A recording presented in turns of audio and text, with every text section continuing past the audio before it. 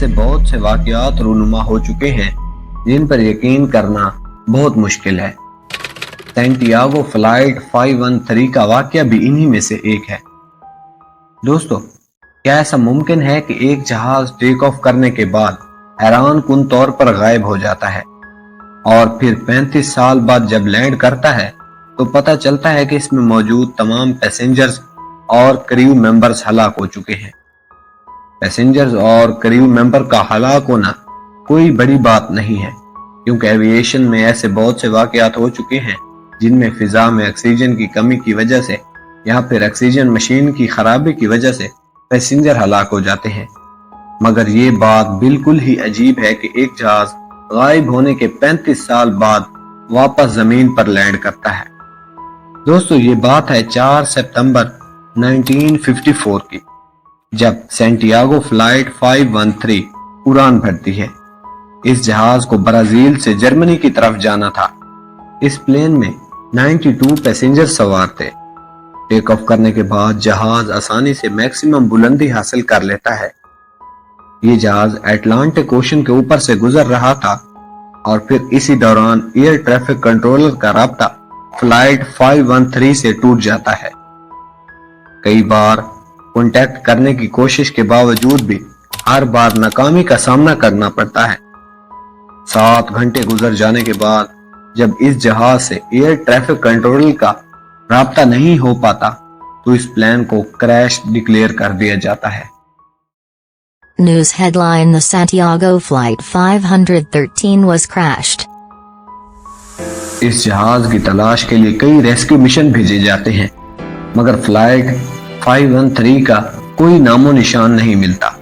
1989 میں، یعنی اس حادثے کے 35 سال بعد، جرمنی کے ایئرپورٹ پر ایئر ٹریفک معمول کے مطابق جاری ہوتی ہے۔ اچانک ریڈار پر ایک ان نون پلین سپوٹ ہوتا ہے۔ ایئر ٹریفک کنٹرولر اس سے رابطہ کرنے کی کوشش کرتا ہے، مگر جہاز سے کسی قسم کا رسپانس نہیں آتا۔ آہستہ آہستہ یہ جہاز ایئرپورٹ کے قریب آتا جاتا ہے، مگر رابطہ ممکن نہیں ہو سکتا۔ ایئر ٹریفک کنٹرولر نے رن وے کلیئر کروانے کا حکم دیا اور ساتھ ہی انتظامیہ کو بھی آگاہ کر دیا۔ ایک ان نون پلین رن وے کی طرف تیزی سے آ رہا ہے۔